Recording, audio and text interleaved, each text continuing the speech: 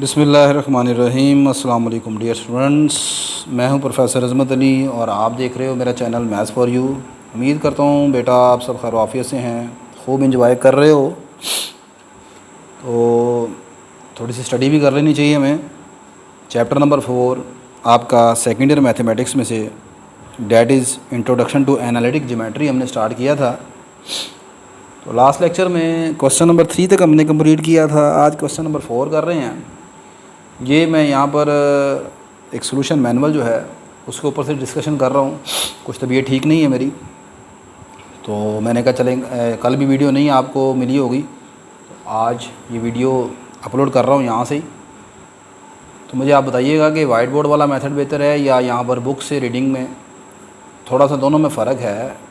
वहाँ पर फिज़िकली मैं ख़ुद चीज़ सामने आकर पढ़ा रहा हूँ और यहाँ पर यह है कि काम ऑलरेडी लिखा हुआ है, जस्ट यहाँ पर मैंने एक्सप्लेन करना है, तो उससे टाइम काफ़ी हमारा सेव हो जाता है। तो आप मुझे कंपैरिजन करके ज़रूर बताइएगा कि आपको फिज़िकली एक एक वर्ड लिख कर समझाना वाइट बोर्ड पर ज़्यादा बेहतर वो बेहतर है या यहाँ पर जिस तरह आज हम करेंगे वो ज़्यादा बेहतर है। तो शुरू से एंड तक वीडियो को देखेंगे तो फिर कंपैरिजन पता चलेगा।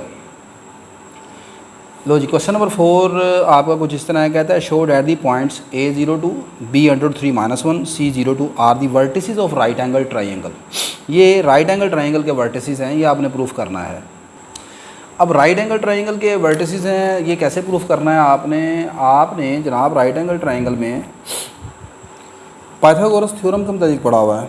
पाइथागोरस थ्योरम क्या है आप जानते हैं। अगर मेरे पास ये एक राइट एंगल ट्राइंगल है ABC, तो इस राइट एंगल ट्राइंगल में पाइथागोरस थ्योरम ये कहता है कि हाइपोटेन्यूज का स्क्वायर इक्वल होगा बेस के स्क्वायर प्लस परपेंडिकुलर के स्क्वायर के। तो हाइपोटेन्यूज यहाँ पर है AC का स्क्वायर, ये आ जाएगा बेस यानी कि AB के स्क्वायर के बराबर, और ये आ जाएगा परपेंडिकुलर यानी BC के स्क्वायर के बराबर। तो अगर ABC वाकई ही वर्टिसेस हैं किसी राइट एंगल ट्राइंगल के, तो मैं क्या करूँगा, सबसे पहले निकालूंगा, मेरा स्टेप नंबर 1 ये होगा कि मैं तीनों लेंथ निकाल लूँगा, AB भी, BC भी और AC भी। ये निकालने के बाद इनमें से देखूंगा कि कौन सी दो के स्क्वायर का सम, यानी कि एक तरफ दो वैल्यूज़ होंगी, इनका सम ऑफ स्क्वायर करूंगा और एक तरफ एक अकेली वैल्यू होगी। तो मैं देखूंगा कि क्या ये दोनों ऐसा बराबर आते हैं कि नहीं आते। अगर ये बराबर आ गए तो मैं कहूँगा लिहाजा ये प्रूफ हुआ कि ABC are the vertices of right angle triangle. ये हमारा तरीकाकार होगा जी क्वेश्चन करने का। तो सबसे पहले मैंने निकाला यहाँ पर ए के कोऑर्डिनेट है 0, 2 और B के कोऑर्डिनेट, यानी ये जो B के आगे नंबर नहीं लिखे हुए √3, -1, इन्हें बोलते हैं कोऑर्डिनेट्स। पहला नंबर कोमे से पहले वाला x कोऑर्डिनेट और कोमे के बाद वाला y कोऑर्डिनेट, ठीक है। तो AB निकालने के लिए डिस्टेंस फार्मूला निकालेंगे। A से B तक का मतलब है length of AB। Length of AB कैसे निकलेगी, डिस्टेंस फार्मूले से। और डिस्टेंस फार्मूला कैसे लगाना है, देखो A में पहला नंबर 0 है, इधर B में पहला नंबर यानी x कोऑर्डिनेट √3 है, इन दोनों को कर देंगे माइनस, 0 माइनस √3 इसका होल स्क्वायर, फार्मूले का दरमियान में लगेगा प्लस। फिर इसी तरह A का दूसरा नंबर यानी y की वैल्यू 2 है और इसी तरह B की दूसरी वैल्यू है -1। तो फार्मूले का दरमियान में यहाँ पर -1 आना होता है, तो वो 2 + 1 हो जाएगा। मैं यहाँ पर थोड़ा सा आपको ये वाला एक करके दिखा देता हूँ ताकि आपको समझ आ जाए। देखो आपने निकालना है AB का डिस्टेंस, AB लेंथ निकालनी है, यानी A और B के दरमियान डिस्टेंस निकालना है। तो A का पहला नंबर क्या है, 0 है, तो ये लिखूँगा 0। B का पहला नंबर क्या है, √3, इनको कर दूंगा माइनस, इसका स्क्वायर आ जाएगा प्लस। A का दूसरा नंबर क्या है 2, इधर दूसरा नंबर क्या है -1, फार्मूले का -1 लगा के अगर ये वाला -1 जो B का नंबर है -1 इसका होल स्क्वायर। अब ये चीज़ आ जाएगी -√3 का होल स्क्वायर प्लस ये बन जाएगा 2 + 1 3 का होल स्क्वायर। ठीक होगी बात ये। तो अब ये आपके पास आ जाएगा, ये स्क्वायर ख़त्म हो जाएगा, ये स्क्वायर अंडर के साथ कैंसिल हो जाएगा और माइनस का साइन भी खत्म हो जाएगा, ये बन जाएगा 3 + 9। तो यही इसने बुक वाले ने किया है, 3 + 9 ये आ जाएगा √12 और √12 का मतलब है 2√3। ठीक होगी बात ये इसने निकाल लिया AB। अगली वो लेंथ निकाल रहा है BC, ये लिखा हुआ है BC। तो BC कैसे निकलेगा, B और C के कोऑर्डिनेट उठा लो। B का पहला नंबर √3 और C का पहला नंबर 0, तो √3 - 0 उसका होल स्क्वायर। B का दूसरा नंबर -1, इधर दूसरा नंबर -2, ये आ गया -1, फार्मूले का यहाँ पर आना था माइनस, तो वो माइनस और ये 2 के साथ जो माइनस लगा हुआ है प्लस हो जाएगा, -1 + 2 इसका होल स्क्वायर आ जाएगा। ये अंदर आ जाएगा √3 का स्क्वायर, √3 का स्क्वायर हो गया 3 और -1 + 2 कितना हो गया 1, तो 3 + 1 4 का अंडर आ गया 2 के बराबर। आगे चलो AC निकालो। AC निकालने के लिए A का पहला नंबर 0 और C का पहला नंबर भी 0, तो 0 माइनस 0 होल स्केयर। इसका दूसरा नंबर 2, इसका दूसरा नंबर -2, तो 2 + 2 स्केयर आ गया। 0 माइनस 0 0 हो गया, 2 + 2 का स्केयर 4 आ गया, 4 का स्केयर 16 हो गया। ये √16 रह गया, और √16 किसके बराबर है? 4 के बराबर है। अब आप गौर करो, इनमें से सबसे बड़ा नंबर कौन सा है? इनमें सबसे बड़ा नंबर 4 है। ये 2√3 का आंसर। अब यहाँ से ये आपके पास इधर आएगा AC का होल स्केयर यानी 4 का होल स्केयर, AB आ गया आपके पास 2√3 इसका होल स्केयर, और BC क्या है? BC आ गया आपके पास 2 के बराबर। ठीक है, तो ये जनाब आपके पास आ जाएगा 4 का स्केयर 16, ये इधर आएगा 12 + 4 16, तो 16 = 16 आ गया। सो बाय पाइथागोरस थ्योरम होल्ड। तो पाइथागोरस थ्योरम होल्ड करने का मतलब ये है कि आपके पास यहाँ पर क्या है जी? AC यहाँ पर ये बिल्कुल यही ट्रायंगल बनती है जिस तरह मैंने बनाई है यहाँ पर। ये ट्रायंगल बनाएंगे आप, लेकिन शुरू में नहीं तो आपको पता होगा, लेकिन जब आप एक मतलब क्वेश्चन कर लें तो फिर आपको आइडिया हो जाएगा। लेकिन ट्रायंगल बनाना कोई ज़रूरी नहीं है। ठीक है, वैसे आपको समझाया है कि इस क्वेश्चन के अकॉर्डिंग ये ट्रायंगल बनती है। AC आ गया, इधर AB आ गया, ये C आ गया। B यहाँ पर कैसे आ गया? मुझे कैसे पता लगा कि B यहाँ पर लिखना है? आप गौर करो, इन दोनों में जो कॉमन है वो B है। ठीक है, खैर ट्रायंगल का नेक्स्ट बेटा पॉइंट्स आपको दिए गए हैं। A, B and C are the vertices of isosceles triangle. Isosceles triangle क्या होती है? एक ट्रायंगल को आइसोसेलेस कहते हैं अगर उसकी कोई सी दो साइडों की लेंथ आपस में इक्वल आ जाए। क्या आ जाए? Length of any two sides are equal. Length of any two sides is equal. दो साइडों की लेंथ आपस में हमेशा इक्वल होगी, उसे आइसोसेलेस ट्रायंगल बोलते हैं। मिसाल के तौर पर मेरे पास ये एक ट्रायंगल है ABC। अगर ये BC की लेंथ और AC की लेंथ इस तरह आपस में बराबर है, ठीक है, तो मैं कहूँगा ABC is a right angle triangle. I hope clear हो गया होगा। तो अब मैं क्या करूँगा, मैं यहाँ पर लेंथ निकालूँगा। अगर लेंथ निकाल कर दो साइडों की लेंथ आपस को इक्वल नजर आए तो आप बस वहाँ पर कह देंगे this shows that ABC is a isosceles triangle. तो कैसे निकालेंगे? सबसे पहले AB की लेंथ निकालेंगे। A के नंबर 3, इधर B का पहला नंबर -2, तो 3 - 2 यानी माइनस फार्मूले का 3 + 2 होल स्क्वायर हो जाएगा। आगे यहाँ पर 1 इसका है -3, तो ये आ गया 1 + 3 होल स्क्वायर हो जाएगा। ठीक है, 3 + 2 4, 3 + 2 5, 5 का स्क्वायर 25 आ गया, और 1 + 3 4, 4 का स्क्वायर 16 आ गया, √41 आ गया। आगे निकाला BC। B का पहला नंबर -2, इधर भी 2 -2। देखो जी, ये पहला नंबर इसका उठाना है, फिर इसका पहला नंबर उठाना है, दरमियान में माइनस लगाना है आपने। ठीक है, तो -2 होल स्क्वायर आ गया। C का दूसरा नंबर -3, इधर 2, तो -3 -2 आ गया। -2 -4 का स्क्वायर 16, -3 -2 -5 का स्क्वायर 25, 16 नंबर 25 41 आ गया √ AC। A का पहला नंबर 3, इधर पहला नंबर 2, 3 - 2 होल स्क्वायर, इसका पहला नंबर 1, दूसरा नंबर 1, इसका दूसरा नंबर 2, 1 - 2 होल स्क्वायर, 3 - 2 1 रह गया, 1 + 1। अब यहाँ पर अच्छा ये आप AC ना भी निकालें ना यहाँ पर, तो ये देखो AB और BC बराबर आ चुके हैं। सॉरी जी, ये दोनों बराबर आ गए, तो AB और BC बराबर आ गए। Length of two sides are equal, hence ABC are the vertices of the isosceles triangle. ठीक है, नेक्स्ट इसका तीसरा पॉइंट, तीसरा जो है वो देखते हैं। कहता है the points ABCD are the vertices of parallelogram, is the parallelogram a square. ये प्रूव करना है कि ये जो ABCD हैं ना, ये वर्टिसेस है पैरेललोग्राम के। पैरेललोग्राम में क्या होता है? ये एक पैरेललोग्राम उसने बनाई हुई है यहाँ पर नीचे। ये पैरेललोग्राम में होता है बेटा, ये 4 साइडें होती हैं। ये देखो AB है, BC है, CD है, AD है। इन चारों की में आमने सामने वाली लेंथ हमेशा बराबर होती है पैरेललोग्राम में। तो आप AB भी निकालोगे, चेक करो AB और CD बराबर आते हैं। इसी तरह फिर आप निकालोगे AD और BD, वो चेक करो बराबर आते हैं। फिर उसने कहा क्या ये स्क्वायर तो नहीं है? स्क्वायर कब होगा? जब ये चारों के चारों बराबर आ जाएंगे। ठीक है, तो पहले मैंने निकाला AB। A का पहला नंबर 5, इसका नंबर -2, तो 5 + 2 होल स्क्वायर आ गया। इसका दूसरा नंबर 2, इसका नंबर 3, 2 - 3 होल स्क्वायर आ गया। 5 + 2 7, 7 का स्क्वायर 49, ये 2 - 3 1 रह गया। 150 हो गया 5 √2। 150 को आप लिख सकते हो ना 25 2 ज़ा, तो 25 को 2 5 बाहर आ जाएगा। तबीयत यार कुछ ठीक नहीं है, बुखार चढ़ा हुआ है। 5 √2 आ गया। ये आ गया BC।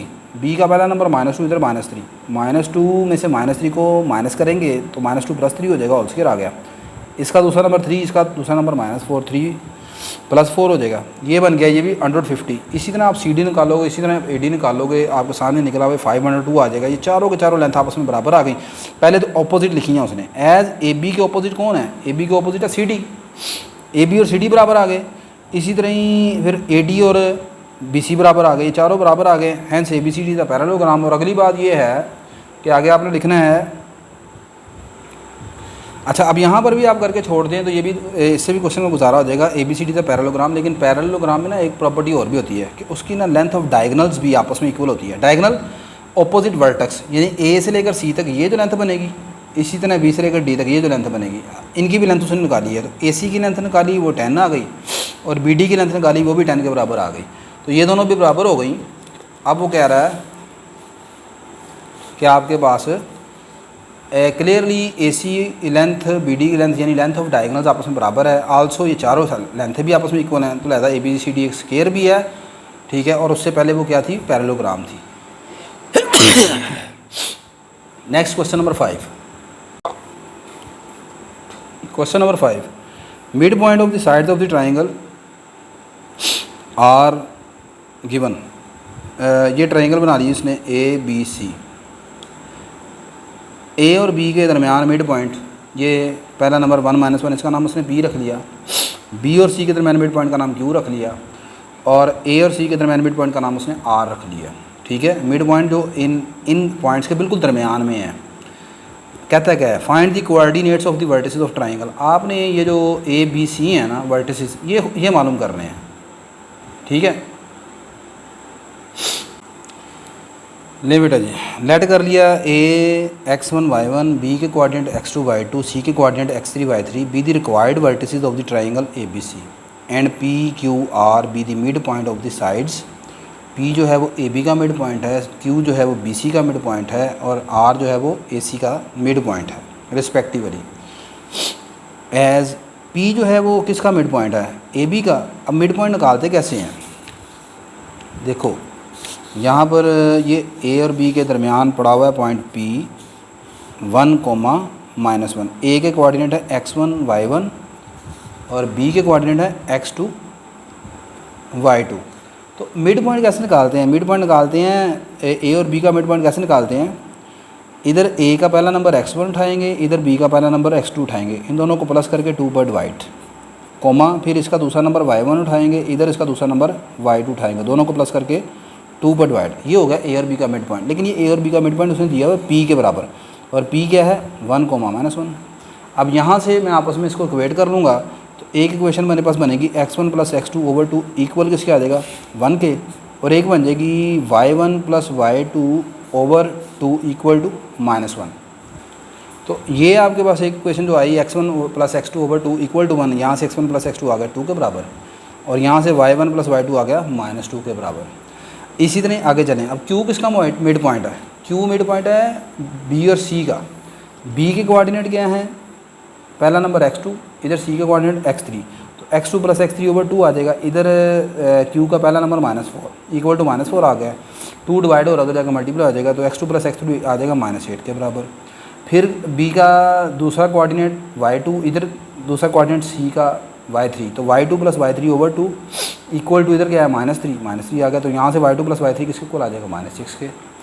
आगे चलें, R मिड पॉइंट है A और C का, तो A का पहला नंबर x1, इधर पहला नंबर x3, तो x1 + x3/2, इधर R का बीच वाले नंबर का मिड पॉइंट पहला नंबर -1 इक्वल टू -1 आ गया, तो 2 मल्टीप्लाई किया इधर तो -2 बन गया, तो x1 + x3 आ गया -2 के बराबर। इसी तरह फिर इसका A का दूसरा नंबर y1, इधर दूसरा नंबर y3, तो y1 + y3/2 इक्वल टू किसके है 1 के, तो y1 + y3/2 इक्वल टू किसके आ गया 1 के, तो 2 डिवाइड हो रहा था मल्टीप्लाई हो जाएगा। ठीक होगी बात ये। अब यहाँ पर मेरे पास ये टोटल 6 इक्वेशन बन गई हैं, ठीक है। इन 6 इक्वेशनों में 6 नंबर हैं, x1 x2 x3 3 ये है, और y1 y2 y3 3 ये हैं। इन तीनों को अब हमने इन 6 इक्वेशनों से ये 6 के 6 नंबर निकालने हैं। देखो अगर मैंने लिखा कि यहाँ पर चेक करो, इधर से क्वेश्चन नंबर 1 में है x1 और x2, और इधर क्वेश्चन नंबर 3 में है x2 + x3। इन दोनों को कर लेते हैं सब्ट्रैक्ट, तो नई क्वेश्चन बनेगी हमारे पास x1 + x2, ये 2 आ गया, इधर x2 + x3 किसके बराबर है -8 के बराबर है, ये -8 आ, इनको सब्ट्रैक्ट करूँगा तो x2 और x2 कट जाएंगे, तो x1 आ जाएगा, x1 माइनस x3 आ जाएगा 10 के बराबर। नहीं समझे? ये देखो जी, x1 प्लस x2 बराबर है 2 के। एक ये मेरे पास क्वेश्चन नंबर 1 थी, और क्वेश्चन नंबर 3 ये है x2 प्लस x3 को इसके नीचे लिख लेते हैं, इक्वल टू किसके है, -8 के। इनको कर लिया मैंने सब्ट्रैक्ट करूँगा, साइन आप जानते हैं चेंज हो जाएंगे, ये x2 कट जाएगा, यहाँ रह जाएगा x1 minus x3 equal to, sign का चेंज होगा, इक्वल टू 10 आ जाएगा। यही इसने लिखा है, x1 minus x3 equal to 10। इसे क्वेश्चन नंबर 7 कह दिया। इसी तरह ही फिर उसके बाद उसने किया, अब इधर से 2 को पकड़ा ये 2 है, और इधर से 4 को पकड़ा। करना क्या इसने, इधर से ये वाला हिस्सा नहीं भी था तो इसने इस्तेमाल किया 5 और 6 को नहीं इस्तेमाल किया, पहली को तीसरी के साथ जोड़ दिया, दूसरी को चौथी के साथ जोड़ दिया। फिर इन दोनों से जो नई क्वेश्चन बनेंगी उसको जोड़ेगा 5वीं और 6ठी के साथ। अब मैं क्या करने लगा हूँ, 2 और 4 को सब्ट्रैक्ट करने लगा हूँ। तो 2 है हमारे पास y1 plus y2 equal to -2, और 4 है y2 plus y3 equal to -6। इन दोनों को सब्ट्रैक्ट करूँगा तो नई क्वेश्चन आएगी y1 minus y3 equal to 4 के इक्वल। इसे 8वीं क्वेश्चन कह दिया। अब अगली बात सुनो, 7 को और ये 5 को, इन दोनों को करने लगा है प्लस। 7 वाली क्वेश्चन में है x1 और x3, और 5वीं क्वेश्चन में भी है x1 plus x3 equal to -2। दोनों को जब ऐड करेगा x3 से कट जाएगा, ये आ जाएगा 2x1 is equal to 8। x1 की कीमत 4 आ गई है। इस x1 की कीमत को दोबारा रिवर्स उसने पुट कर दिया क्वेश्चन नंबर 1 में। ये क्वेश्चन नंबर 1 है हमारी, यहाँ पर पुट करेगा x1 की वैल्यू 4 को, तो ये आ जाएगा 4 प्लस x2 इक्वल टू 2। 4 दूसरी तरफ जाकर माइनस हो जाएगा, x2 की वैल्यू आ गई -4।